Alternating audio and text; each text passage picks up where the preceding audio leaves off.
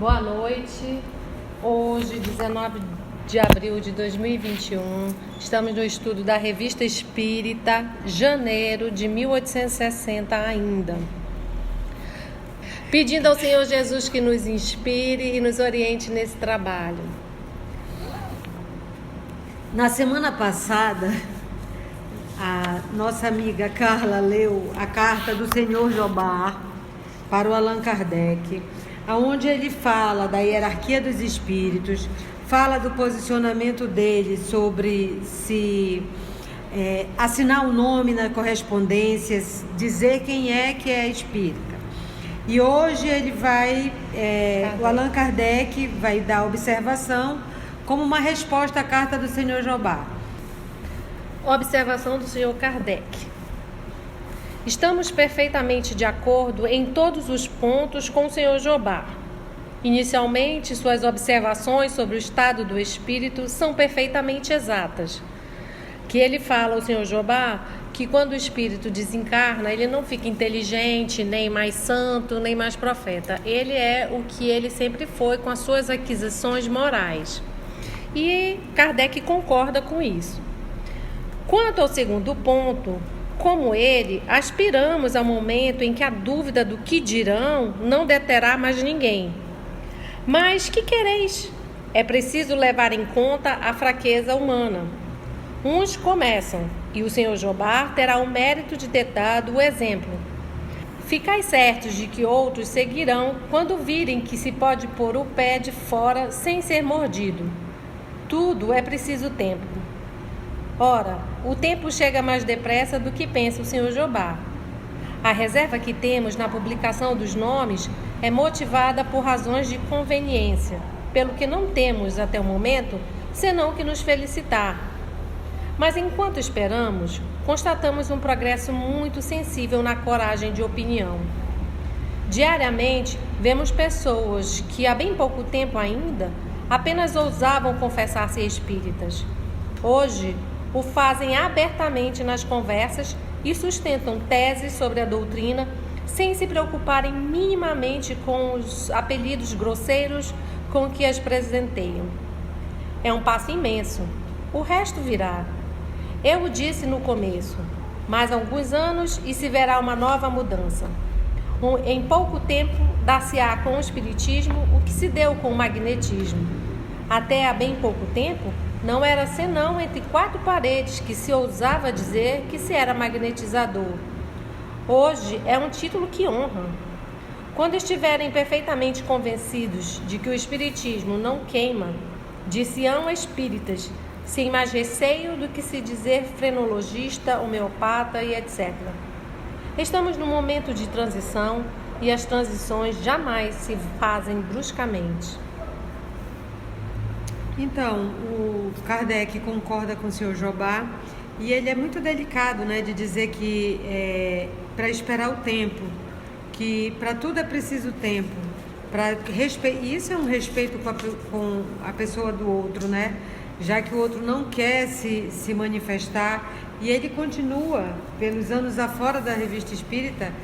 Quem não dá autorização, ele pede autorização para publicar, ele pede autorização para dizer o nome. Se a pessoa diz que não, ele põe só as iniciais. Isso é uma delicadeza de se preocupar com os outros. Ele diz que com o tempo, isso ia acontecer normalmente, que era uma época de transição. Boletim da Sociedade Parisiense de Estudos Espíritas. Agora, como todo final de mês, ele publica o Boletim da Sociedade. Sexta-feira, 2 de dezembro de 1859, sessão particular. Leitura da ata da sessão de 25 de novembro. Pedidos de admissão. Cartas do Sr. L. Bernardac, de São Petersburgo, e da Sra. Elisa Johnson, de Londres, que pedem para fazer parte da sociedade como membros titulares. Comunicações diversas.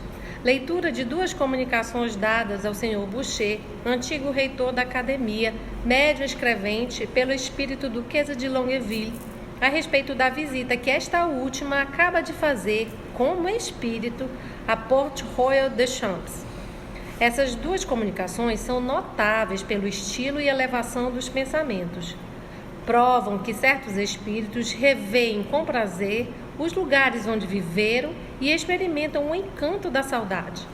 Sem dúvida, quanto mais desmaterializados, menos importância dão às coisas terrenas, mas alguns dias ainda se ligam a elas por muito tempo após a morte, parecendo continuar, no mundo invisível, as ocupações que tinham neste mundo, ou, pelo menos, tomando certo interesse por elas.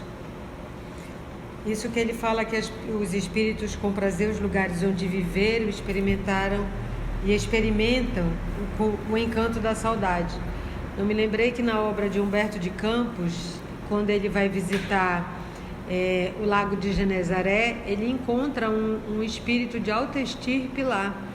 E ele vai ao encontro desse espírito e é Judas, que mesmo já tendo sido elevado, ele disse que de tempos em tempos ele volta àqueles sítios para se recordar do mestre.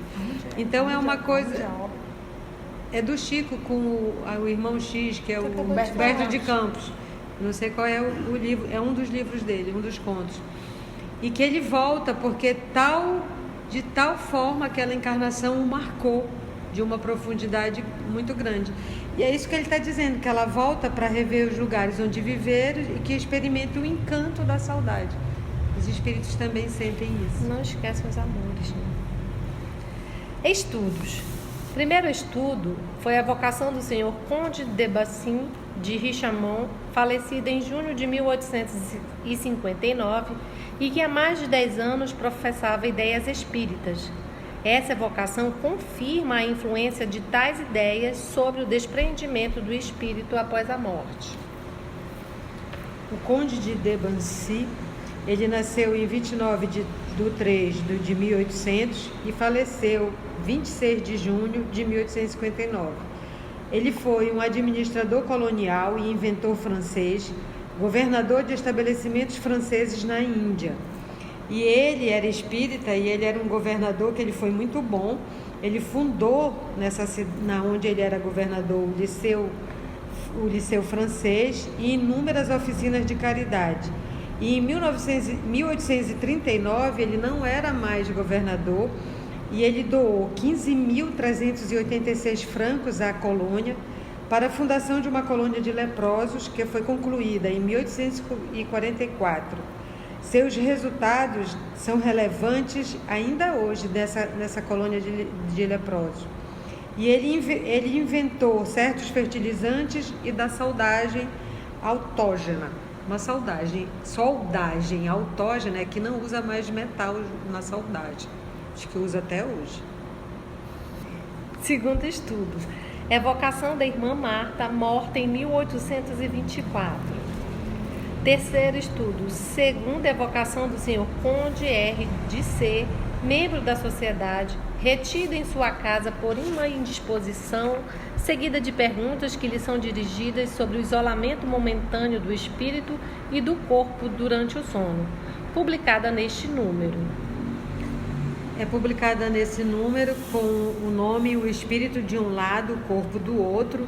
Conversa com o espírito de uma pessoa viva que se encontra no livro físico, na página 28, e o link estará disponível no Saiba Mais.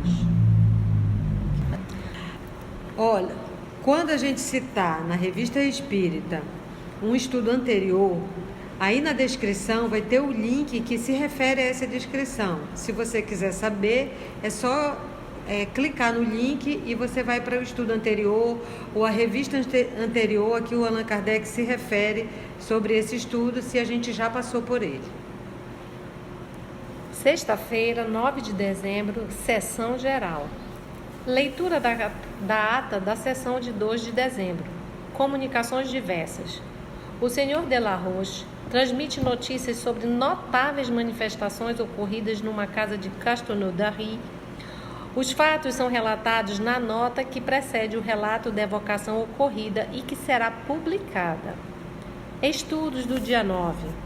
Primeira evocação do rei Canala, da Nova Caledônia, já evocada 28 de outubro, mas que então havia escrito com muita dificuldade e prometer exercitar-se para escrever de modo mais legível. Dá curiosas explicações sobre a maneira empregada para se aperfeiçoar. será publicada com a primeira evocação. Segundo estudo, evocação do espírito de Kashonodari manifesta-se por sinais de viva cólera, sem nada poder escrever. Quebra 7 ou 8 lápis, vários dos quais são lançados com força sobre os assistentes e sacode violentamente o braço do médium. São Luís dá informações interessantes sobre o estado e a natureza desse espírito, que, diz ele, é da pior espécie e está numa das mais infelizes situações. Será publicada com todas as outras comunicações relativas ao assunto. Você já pensou, gente? Começa a voar lápis e jogar. Lápis dói. Lápis dói. Né? E também é duro. Imagina a força do médico para quebrar o lápis. Né? Então, esse ele não conseguiu escrever nada, mas mostrou a sua violência. E lembrando sempre que São Luís era o responsável pela reunião mediúnica. Terceiro estudo. 4 comunicações espontâneas são obtidas simultaneamente. A primeira, de São Vicente de Paulo, pelo Sr. Rose. A segunda, de Charlet, pelo Sr. Didier Filho, dando sequência ao trabalho iniciado pelo mesmo espírito. A terceira, de Melanchthon, pelo Sr. Colin. E a quarta, de um espírito que deu o nome de Michael, protetor das crianças, pela Sra. Boyer. Tinha muitos médios masculinos, né? Sexta-feira, 16 de dezembro de 1859, sessão particular. Leitura da ata. Admissões. São admitidos como membros titulares o Sr. L. Benadak, de São Petersburgo, e a Sra. Elisa Johnson, de Londres, apresentados a 2 de dezembro. Pedidos de admissão. O Sr. Forbes, de Londres, oficial engenheiro, e a Sra. Forbes, de Florença, escreveram pedindo para fazer parte da sociedade como membros titulares. Relatório e decisão adiados para o dia 30 de dezembro.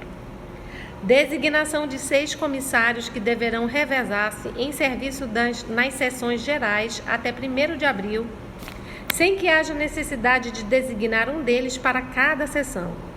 Terão, além disso, a incumbência de assinalar as infrações que os ouvintes estranhos possam cometer contra o regulamento por ignorarem as exigências da sociedade, a fim de advertir os membros titulares que lhe houverem dado cartas de apresentação.